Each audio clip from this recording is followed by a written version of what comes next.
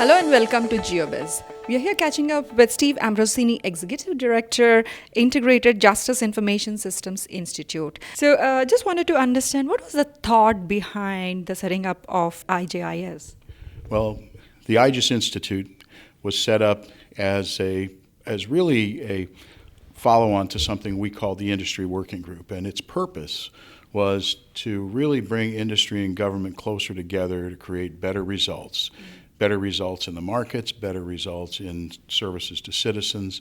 It was just time for the public-private partnership to begin. For what aspects you want the public and private to come together? We find things, and we talked about it greatly at this event, around the concepts of things like technology innovation.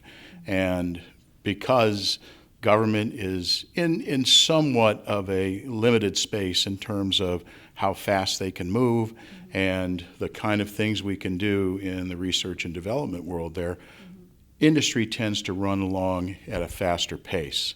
So a lot of what we see today, a lot of what we, right now we're in the internet generation, a lot of that is, has become very, very widely used, and it's a high value opportunity for citizens.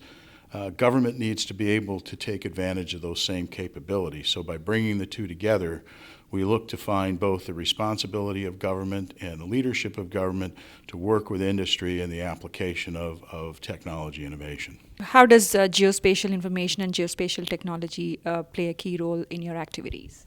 Well, geospatial is, we like to really refer to it as an underpinning.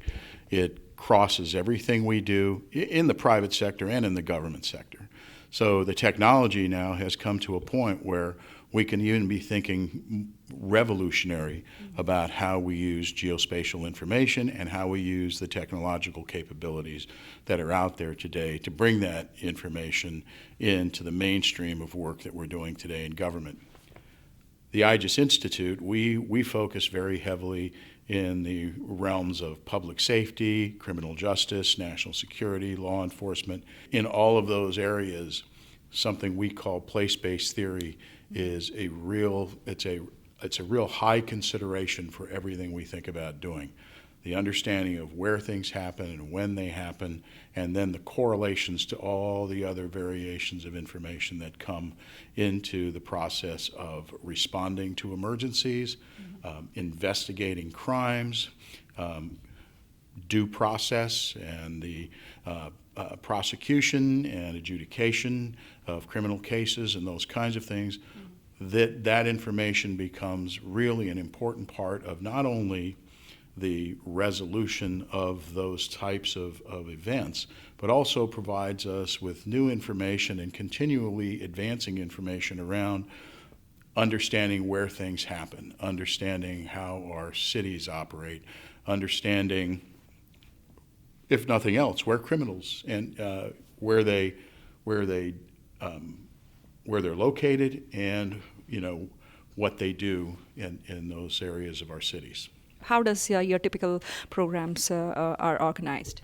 Everything we do brings the two factions together. We don't do anything independent of the government sector. We are an industry organization. We're what's called a nonprofit cooperative. So we're able to engage both industry and government experts around different problems that we're trying to solve. So the IJIS Institute, our methods of doing that include a variety of different forums, but all of which are coordinated through our industry membership with what we call the national practice communities. You're also providing technology assistance. So how does this work out? Well, as a nonprofit cooperative, we are funded by various federal agencies to do work for state and local government agencies. And all of that work we do, we engage experts and resources from the technology industry. So the way those services work is we'll be authorized to do work for a given agency on a problem, and what we do then is we reach to our industry membership for experts that then we will actually engage in that work of providing the technical assistance services or the training services to those agencies. Are you also into policy liasioning and policy advocacy with the government? No. We, in fact, as a cooperative, we don't advocate. We can't do that, or we wouldn't be able to receive federal grants and federal contracts. But what we do through those national practice associations that I mentioned is we'll work with them to understand the business requirements and the policy parameters under which they can use technology and that they can use the information that technology can make available to them. Any new training programs coming up from IJIS Institute? We have ongoing training that we do in the information sharing and safeguarding space, and we'll continue to do that. By its nature, it's an ever-changing type of training because, as we know, technology continues to change. It changes at a rapid pace. So we work real hard to try to stay at least in that curve. If not, we try to even stay a little bit ahead of that curve. And our job then is to express that back to the different communities we serve, again, through our members, to our partners, and ultimately to the agencies that when they need help, we can provide that kind of assistance. Would you like to cite one of your popular programs or training programs?